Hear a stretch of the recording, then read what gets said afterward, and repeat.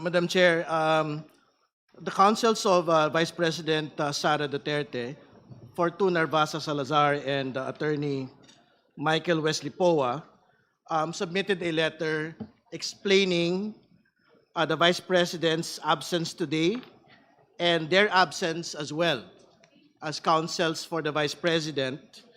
And I will read the main basis for their objection to attending today. Under these circumstances and considering the public statements made by the chairperson, it appears that the committee intends to conduct a trial. I think, Madam Chair, the House Committee on Justice should confront this accusation squarely today. This particular position of the counsels and of the Vice President herself is basically a legal word salad. Ibig sabihin po, wala po itong batayan sa katotohanan. Ito po ay legal na pagpapalusot para lusutan na naman pong muli ang pagpapanagot sa mga impeachable offenses laban sa atin pong pangalawang Pangulo. Yung pong paggamit ng mini trial ng ilan po sa mga kinatawan ng komite pong ito ay para lamang po sa pagpapaliwanag sa atin pong mga kababayan nung pong pagtakbo ng proseso po na impeachment. Particular, ito pong hearing proper at more particularly to make a distinction from the actual trial which will happen at the Senate. No? So, tingin ko yun lang po yung malinaw po na distinction dito po sa bagay po na ito. And Madam Chair, there is nothing in the rules and the proceedings that we have today which can in fact be considered as unconstitutional. I will read for the record the rules yet again and the constitutional provision. The constitutional provision in Article 9, Accountability of Public Officers, Section 3, 2. A verified complaint for impeachment may be filed by any member of the House of Representatives or by a citizen upon a resolution of endorsement by any member thereof, which shall be included in the order of business within 10 session days and referred to the proper committee within 3 session days thereafter. The committee, after hearing, this hearing, Madam Chair, and by a majority vote of all its members, shall submit its report to the House within 60 session days from such referral, together with the corresponding resolution. That is the constitutional provision, Madam Chair. The rules of impeachment of the 20th Congress, Section 7, submission of evidence and memoranda. If the committee finds that sufficient grounds for impeachment exist, the committee shall conduct a hearing. This hearing, Madam Chair. The committee, through the chairperson, may limit the period of examination and cross-examination by members of the committee. The committee shall have the power to issue compulsory processes for the attendance of witnesses and the production of documents and other related evidence. These are particular provisions which guide the hearing proper today. And therefore, Madam Chair, hearing is mentioned in both the Constitution and the rules. This is the hearing proper that is mentioned in the Constitution and the rules. And part of hearing, any hearing, is the receipt of evidence. Ang sinasabi po ng mga abogado ng pangalawang Pangulo, wala daw pong karapatan ang komite pong ito sa yugtong ito na tumanggap po ng mga ebidensya. Pero alam po natin na sa mga pagdinig, bahagi po ng mga pagdinig ang pagkuha po ng mga ebidensya. Make no mistake, Madam Chair, the committee will fulfill its constitutional mandate to conduct hearings in the context of impeachment.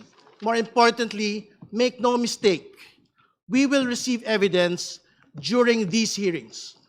the subpoenas of all the witnesses and documents will be issued. The subpoenas on the audit reports and congressional records will be issued. The subpoenas on the SALNs, on the bank records, on the tax documents, on the businesses, corporate records of the Duterte Carpio couple and their business interests placed in the SALNs of 2024 will be issued. We will fulfill this mandate today, Madam Chair, until the very end of these proceedings. Yun lamang po. Maraming salamat. Just for the record, the use of mini trial by some members of the Justice Committee is intended only to make a distinction between the proceeding before the Justice Committee and the trial which will happen in the Senate.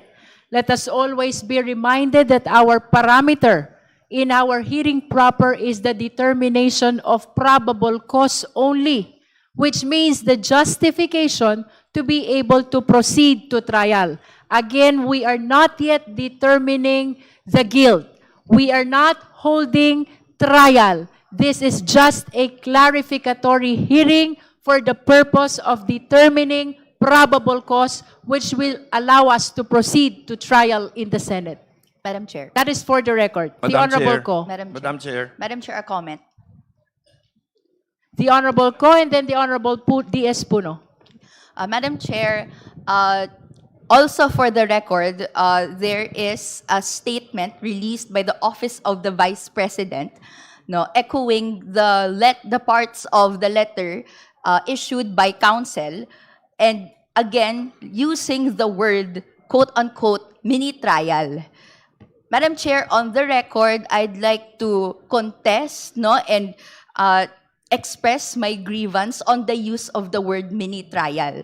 What is happening on the floor, Madam Chair, is determination of probable cause. It is a different, no, proceeding that if you also provide equivalents in how we do this in the judicial proceedings, clear naman po ang distinction ng ginagawa ng Office of the Prosecutor. And kapag nahanap na po yung probable cause na yon, magpo-proceed na po sa trial sa korte. For me, Madam Chair, it is irresponsible to muddy legal concepts so as to create a reason para po hindi mag-appear and even defeat the capabilities of this committee to talk about evidence, pleadings that is provided and may avenue naman na pinapadaloy under our House rules. So, Madam Chair, I'd just like to put on the record yung grievance on the use of the word mini trial. Thank you, Madam Chair. Thank you. The Honorable D.S. Puno. Thank you, Madam Chair. I refer back to the comment earlier by Congressman Diokno, which I think is very important, that we try to be sensitive to any actions that the committee takes that might open us to questioning on the higher judicial levels. We are in a hearing today. Hearings usually result in committee reports. Committee reports that will not have a judgment, that will not have any statement on the true veracity of any evidence that is presented here, because that is the work and job of the Senate, in my belief. No? So the final report that comes out is not a decision, it is not a judgment, it is a committee report that is forwarded to the Senate and recommending a trial. So I believe that the distinction between whether we are having a trial or not should begin there. And that is where we should rest it, not on the dictionary meaning of trial and so on and so forth. So the use of these terms, while sometimes unfortunate, does not result in nullifying the importance of these proceedings. So even the evidence that we review here, we will examine so that we do not send to the Senate meaningless evidence. It must be evidence that is germane to the complaints that have been filed, and it must be evidence that we have verified to be real facts and not just allegations, not just versions of the truth, but something that we all know is actually the truth, because why would we send it to the Senate if we do not believe that that is the case? So I believe that if we clarify this in the course of our proceedings, that we are not judging any testimony, but merely verifying it for purposes of accuracy, relevance to the complaint that has been filed, and so on, and come out with a committee report in that manner, I don't think that this committee can be accused of conducting a trial, Madam Chair. Madam Chair. The Honorable De Lima first, and then the Honorable Rodriguez. Rodriguez George. Yes, Madam Chair, just a brief reaction to the manifestation of the Honorable Representative Puno. Just to be very clear, what will be transmitted to the Senate is not the committee report. What is to be transmitted to the Senate is the articles of impeachment already. The committee report from this committee will be transmitted to the NBank for consideration of the recommendation, for the consideration and approval of the recommendation of this committee, whether probable cause exists or not. So let's just be very clear about it. And Madam Chair, I noticed that the ground rules, the guidelines distributed to us does not yet reflect the amendment. So if we can have, please, the The copy committee reflecting- secretary is directed to reflect or include the amendment that was approved already in the approved ground rules. Thank you.